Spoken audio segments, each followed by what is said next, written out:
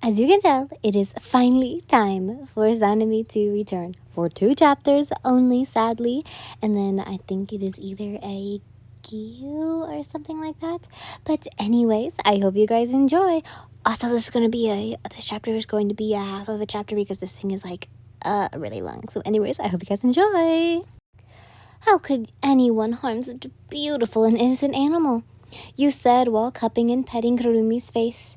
The Shiba Inu happily wagged her tail and licked your palm, her warm tongue rough against your skin. Behind you, Genya leaned against the wooden post, arms crossed lightly over his chest. His gaze shifted between Kumi and Kurumi's bruised leg and Amma's, wiping the dirt off her son's face.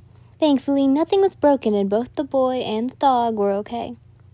This is all Mazu's fault, Kuroku explained, his cheeks puffed out into a pout.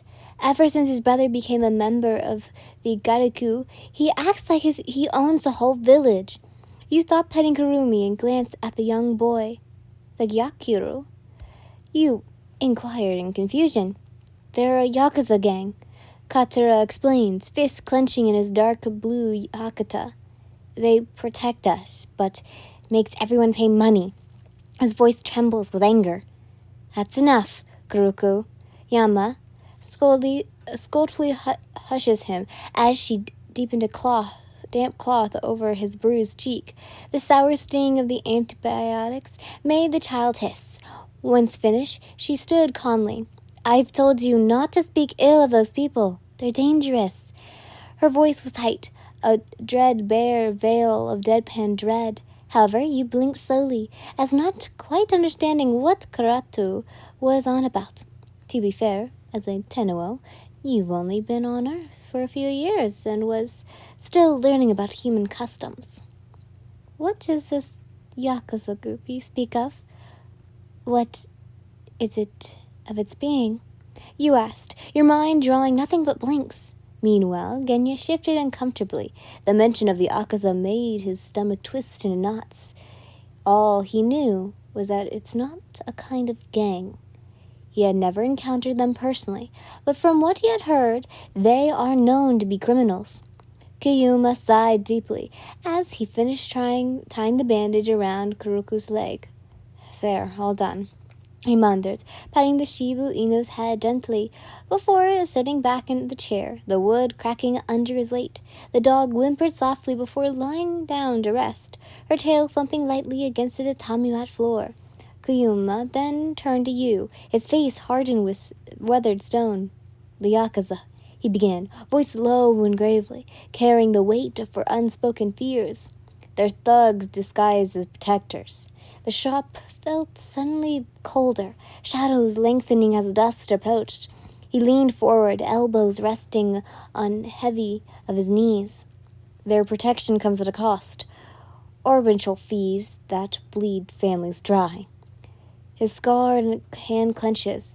However, the village has no one to blame but itself for this arrangement. Arrangement? You tilted your head, gently perplexed. The word tasted sour in the air, like spoiled fruit. Kumiya nodded firmly. There's an old tale that has been passed down more as a folk for generations, he began, his voice dropping to a whisper. Outside, dark dusk painted the village in shades of indigo and amber, casting long shadows across the tatami mat. Centuries ago, during the Edo period, this village was nameless and defenseless. One night, a mysterious stranger arrived. They called him the Midnight Man. He paused, letting the name hang thick with dread.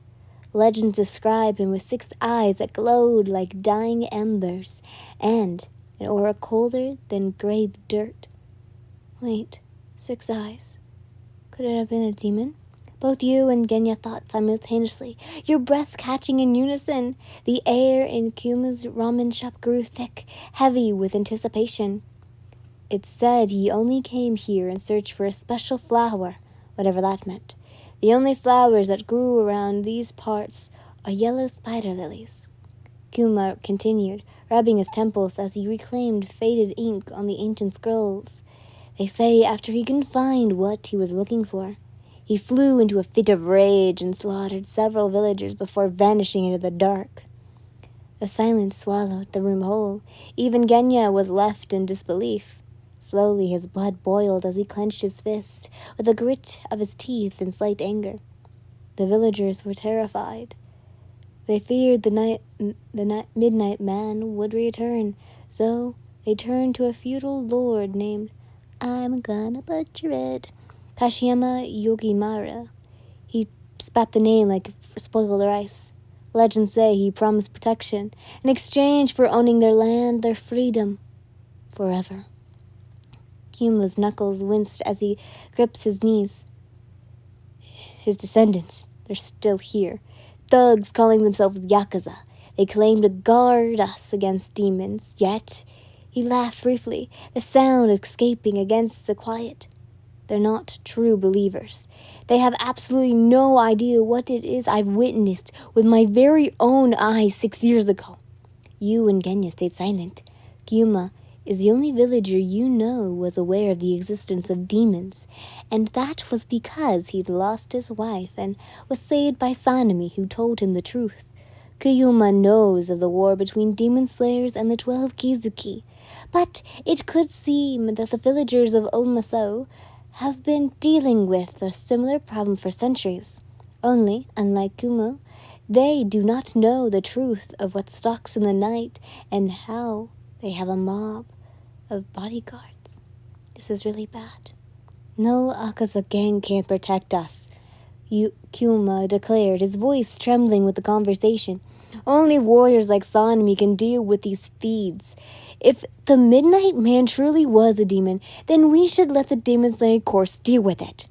Both Yuya and Kotoko stared at Kuma's eyes, widened with fascination.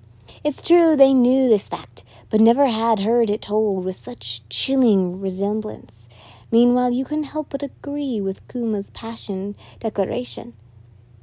The Gakuru's false protection was nothing but exploitation disguised as tradition, a thought that made your celestial blood simmer. It displeased you, the villagers' blind acceptance of the false security. Genya shifted abruptly. Against the wooden pillar, his shoulder blades digging into the grind as he pushed himself upright, his dark violet eyes burning with a similar intensity. Sanemi's fury mirrored in them as he silently exited the room. Kenya, where are you going? You asked softly. Out. It's all he said. His voice a low growl muffled as he raged as he slipped into the deepened twilight. The Soji screen rattled shut behind him. You didn't go after him. Figure he needs some space. Kuruku watched Genya leave, then quickly scrabbled to his feet and hurried after him. Yayu yelled for him, telling him not to cause any trouble or stay too far from the village. Outside, the afternoon sun dipped towards the horizon, painting the sky in dark oranges and fading golds. The air carried the scent of earth and distinct wood smoke. Genya stood rigid beneath the weaves, his shoulders taut as drawn bowstrings, breathing harshly through flared nostrils. The metallic scent fangs of anger rolled off him. Hey! He heard a small voice pipe up from behind him. He didn't need to turn around as he heard Kuruku hop down the shop's wooden steps. That pretty lady calls you Genya, right? Kuruku whispered, stopping beside him. Genya remained silent, his jaw clenched tight enough to etch. He stared at the village lanterns flickering alive, tiny islands of light in the emerging dusk. Are you really a demon? Genya gritted his teeth before snapping his head towards the little boy. Like hell I am. Don't you dare compare me to that filth, he hissed, the venomous words cutting through the humid evening air. Yet, despite the outburst, Kuruku didn't flinch. Instead, he took a step closer, his eyes widened in earned breath, his own bended. How did you get your eyes to turn like that? Genya stiffened. The kid's gaze was unwavering, curious rather than scared. None of your damn business. He tried. He turned away, shoulders hunched defensively. Now leave me alone, you brat. I'm not afraid of you, Kuruku persisted. Even if you did look scary. He kicked a pebble across the packed dirt path whilst putting down both his hands in his pocket. You saved Kurumi and me. He paused. If anything, I owe you one. Genya exclaimed sharply through his nose. A graduate from a foreign currency, once he wasn't equipped to carry. Don't owe me shit. You've got quite the potty mouth, but I know you're a good guy, Kataru declared, shrugging a shoulder. If not a demon, are you like a hybrid or something? Genya whipped around, teeth bared. Shut up, I ain't no hybrid. The kid flinched but held his ground, seeing the latter's canines grow sharper. Genya quickly turned his back again, gripping his own arm so tight his knuckles went bone white. He hated this, hated the questions, the stares, the way his own body betrayed him whenever anger took hold. The disgusting demon meat he'd eaten 2 days prior still coursed through his system. Luckily, it had been fleeting, unlike the bitter bale of shame. Genya swallowed hard, forcing his fangs to retract. Damn brat. It's all he managed to think. What more ionic? Kuruturu really reminded him of Tanjiro in both relentless opposition and annoying persistence. Genya almost groaned aloud at the realization. I think you're cool, Kataru spoke, undeterred. He swiftly stepped in front of the teenager, walking backwards as Genya strides forward. It was super funny how you sucker punched Masu and made him be himself. The boy laughed, recalling the memory. Genya blinked, a snort escaping him before he could stop it. As much as he couldn't admit it, the kid's got a dark sense of humor. Well, Brat deserved it, he muttered. They passed by multiple villagers out and about, tending to their evening routines. It was peaceful out here, almost quiet. Kutru grinned. Yeah, Matsurak's tough, but he's a big baby. He thinks he can have his way because his big brother is the Rarushi, our right-hand man. Brother? Kutru nodded before waving forward, placing both hands behind his head as he walked. Yeah, his name is Shujuru, and from what I've heard, he's quite the serious guy.